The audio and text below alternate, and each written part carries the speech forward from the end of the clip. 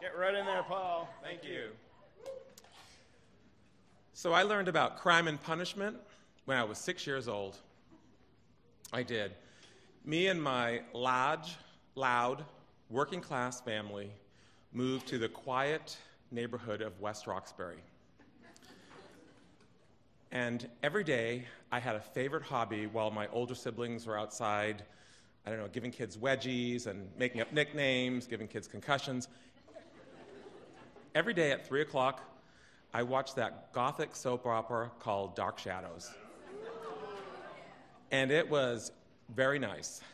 And I watched it every day, religiously, until one day, when I turned on the TV, back when you actually had to turn on the TV, Dark Shadows was not on. And neither was the other 3 stations that had things on that day, because there was some kind of trivial news event that day that couldn't wait to 6 o'clock. Some guy landed on the moon, took over all 4 stations, pissed me off. I looked at my Dark Shadows watch. It was 3:03 p.m. And I realized that there was really some other place I was supposed to be on that day, St. Teresa's Church, because I was supposed to be studying for my Holy Communion. I was blowing off catechism for Dark Shadows. My mother had a new baby, there was lots of activity, my father was working overtime, so no one really knew I was down in the basement, but every day I was down there. So I rushed down to St. Teresa's. It started at 3 o'clock. I got there about 3:15, rushed down there.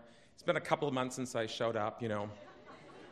And there was Sister Moniz about 40 feet away from me, full class, and I showed up and, you know, and she looked at me and was very welcoming and said, "Oh, Mr. Arabino, glad you could make it. We have a seat right up front."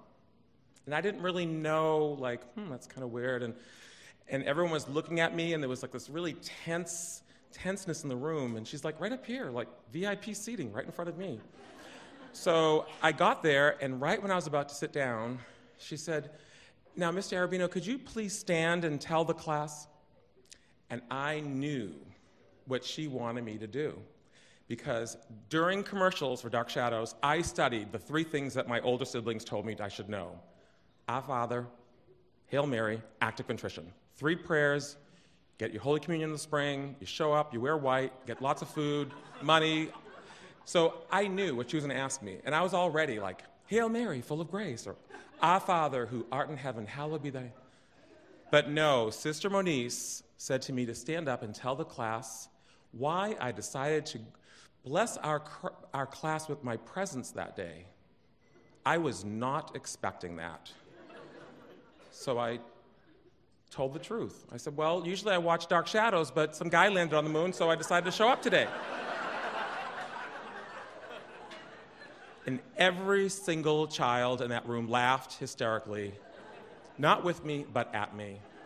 It was really humiliating. Everyone laughed except Sister Moniz. When I turned around, her face was bright red. She was embarrassed.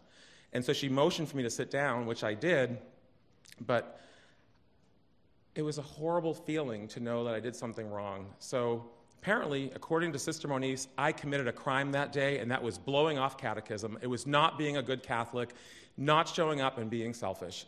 And what was the crime? Guilt and shame. Guilt and shame. I got my first taste of guilt and shame that day, and it stayed with me for a very long time. I never missed CCD after that. I even just said goodbye to Dark Shadows once a week so I can go to catechism and do what I was supposed to do. I was determined to be a good Catholic. Well, anyway, so can't have it all.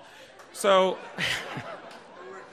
yeah, it worked out real well. So and then I had the chance to use guilt and shame and inflict that on others and have it on myself, and I decided that is dehumanizing. I am not going to use guilt and shame.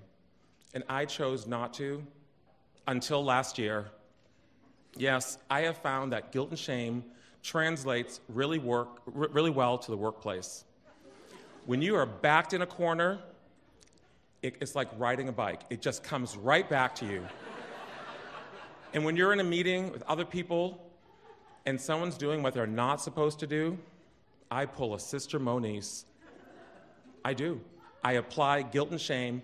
I will go up one side and down the other, and all of a sudden, everyone's kind of looking around. So I have chosen to use it selectively, use it for the greater good, and I like to believe that Sister Moniz is looking down at me every time I use it, and she's looking at me lovingly, nodding her head, and she says, "Peace be with you, my child." Peace be with all of you. Thank you. Thank you very much.